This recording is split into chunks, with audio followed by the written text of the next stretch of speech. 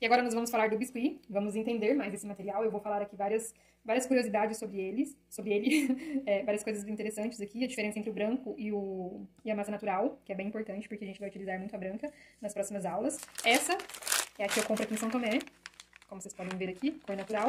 E eu só não compro a branca porque aqui não tem, e o preço daqui é bem legal, é bem melhor que o do Mercado Livre. E a do Mercado Livre é melhor do que os armarinhos que eu pressei fora de São Tomé.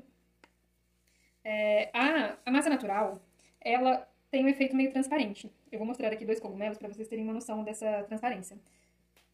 Vou tirar aqui só um pouquinho. Esse cogumelo foi feito com a massa natural. Aí depois que ele seca, ele fica com esse efeito. E foi a mesma receita de tinta que eu utilizei para os 2 cogumelos que eu fiz no mesmo dia. E essa aqui foi feita com a massa branca. Olha a diferença. Desse aqui para esse. E tem aqui a Aurora e a outra elfa. Essa elfa foi feita com a massa natural. E essa foi feita com a massa branca. É bem sutil a diferença. Bem sutil mesmo. Mas eu espero que vocês consigam perceber. Mas se vocês não perceberem aqui comigo, vocês vão perceber com o tempo, enquanto vocês forem produzindo as peças de vocês. Aqui também eu tenho essa abóbora feita com a massa branca que eu tingi de amarelo depois.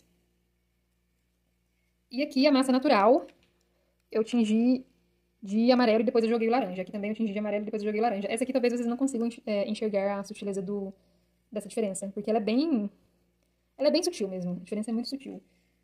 Mas, como eu disse, a tinta natural ela tem esse efeito meio transparente e a branca ela tem esse aspecto meio de gesso. E a tinta natural, que é essa aqui que eu tô manuseando agora, ela escurece em até 3 tons, tá bom? Ela dá uma escurecida. Por exemplo, eu vou tingir uma massa aqui pra vocês verem agora, pra exemplificar pra vocês. A massa sempre tem que ser sovada antes. Vocês vão me ver sovando sempre a massa antes da gente começar a modelar. É importante essa sova porque ela ajuda para que a peça não trinque depois. Talvez vocês me achem bem repetitiva, né, no decorrer das aulas. Aliás, com certeza, vocês vão me achar repetitiva, porque às vezes eu repito sem necessidade até. Mas às vezes é importante repetir. Aqui eu peguei um pedaço, e geralmente quando eu quero tingir de qualquer tom, seja ele qual for, eu tinjo com muita pouca tinta. Tipo, eu coloco só uma gotinha de tinta em algum lugar, e geralmente eu pego um pedaço de massa, e eu sujo a ponta dessa massa na tinta, e venho aqui passando. E vou sovando novamente a tinta na massa até ela se misturar totalmente. Vocês também encontram a massa colorida pronta, tá? Mas eu gosto de tingir porque como eu uso muito pouco a massa colorida, aí não compensa. E eu gosto de criar os meus tons e fazer do meu jeito. Aqui, como vocês podem ver, aqui ela ficou um pouco rosada. Só que ela não vai permanecer dessa cor. Ela vai escurecer um pouco e ela vai ficar vermelha. Então, se vocês quiserem um vermelho mais claro, coloquem menos tinta. Só coloca, tipo, bem pouquinho, bem menos tinta aqui nessa mistura. Ou então, peguem mais massa e misturem nessa que já tá pronta, porque fica legal. As abóboras, geralmente... Deixa eu pegar uma aqui. As abóboras, geralmente, eu tinjo elas com amarelo.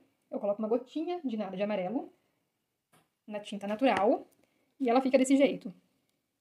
Aí, depois que ela seca, aí que eu vou tingir dessa forma, pra depois fazer o caule. Aí eu vou tingir de laranja aqui, tipo, em volta desse amarelo. Aí depois retiro o excesso desse laranja. Aí depois que eu retirei o excesso, eu venho fazendo esse caule. Esse caule é com massa branca que eu faço. E depois eu faço as janelas e as portas e as escadas. Todos esses detalhes foram feitos com a massa branca, tá bom?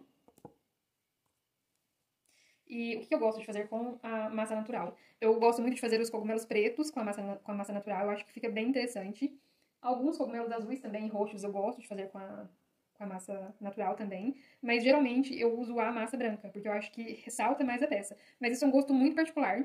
Vocês vão ter que testar as duas mesmo pra identificar qual delas que vocês têm mais afinidade. E é isso.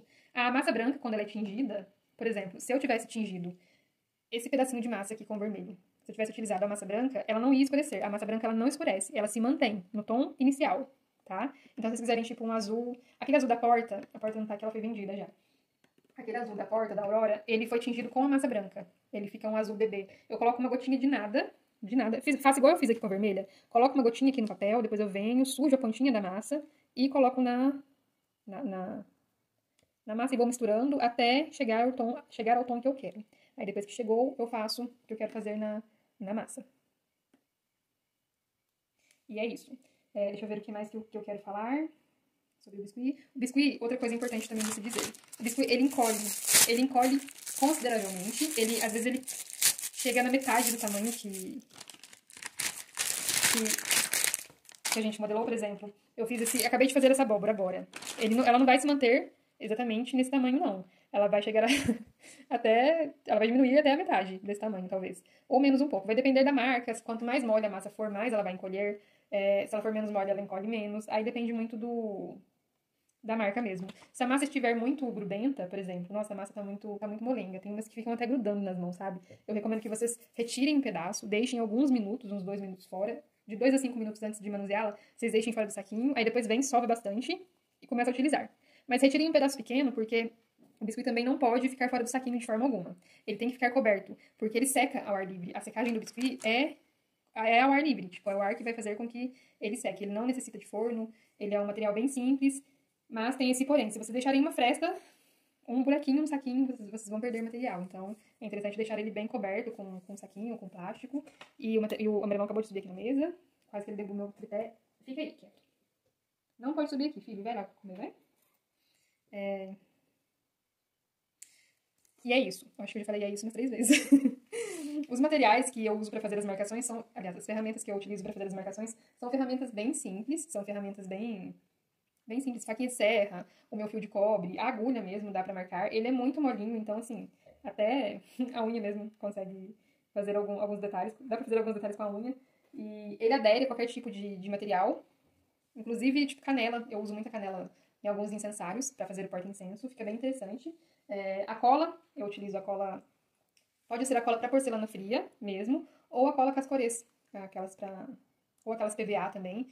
Mas não utilizem aquelas muito baratinhas. Tem umas que são muito, muito, muito baratinhas. E elas são bem ralas. Geralmente, essas colas, elas ficam meio esbranquiçadas. Elas não ficam transparentes. Essas que elas são um pouquinho, o vidro grande, elas são um pouquinho mais caras. Mas elas rendem bastante. Compensa pra caramba. E elas ficam transparentes depois de seca. Então, é bem tranquilo, o acabamento fica ótimo. São muito resistentes. A aderência dela e do biscuit juntos é imbatível. Elas grudam em qualquer tipo de material. Depois, pra retirar, até às vezes quando eu quero desmanchar uma peça, como aconteceu com a casinha da Serena, eu tenho que deixar de molho na água por horas, porque o biscuit é sensível à água, isso também é interessante falar. O biscuit é sensível à água, então eu deixo de molho por horas, horas e horas, aí depois é só desprender porque ele vai sair com facilidade, tá bom? E eu acho que é só isso. Sobre aderência falei também. Encolhimento também falei. E eu também vou montar um material de apoio pro biscuit pra vocês terem um norte também, não ficar só restrito aqui ao vídeo, tá bom? Qualquer dúvida que vocês tenham relacionado a isso, me chamem. Ah, outra coisa, os detalhes mais sutis, eu falo isso nas aulas, mas eu vou falar aqui. Esses detalhes aqui, que são os da varinha, as famosas cobrinhas, quanto mais mole a massa estiver, melhor é, porque ele fica mais maleável e ele desliza com muita facilidade. Então, assim, quanto mais molinha ela estiver, melhor é. Até porque se a massa ficar velha, quando eu digo velha, é porque ela tá muito tempo fora do saquinho. Quando ela tá muito tempo fora do saquinho, ela começa a quebrar, ficar quebradiça. Aí às vezes eu faço uma cobrinha grande, só que ela tá tão velha que ela começa a quebrar em vários pontos, aí atrasa um pouco o meu trabalho, tá bom? E é isso. Qualquer dúvida que vocês tenham, me chamem.